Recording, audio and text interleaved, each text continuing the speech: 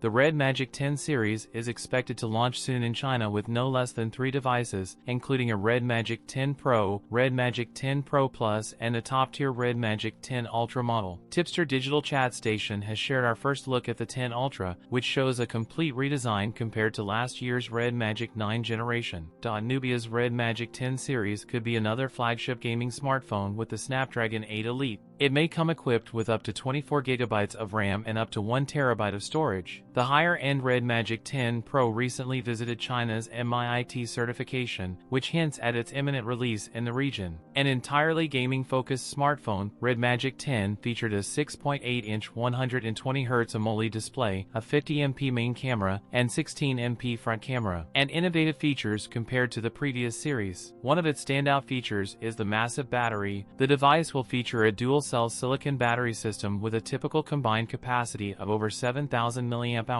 It is also expected to come with support for 100W fast charging. RedMagic 10 Pro and 10s Pro's official launch date has not yet been announced. The new models are expected to attract a lot of attention and set new standards in the smartphone market. That's it for today's video. If you enjoyed it, don't forget to like, comment, and subscribe for more content. Thanks for watching, and I'll see you in the next one.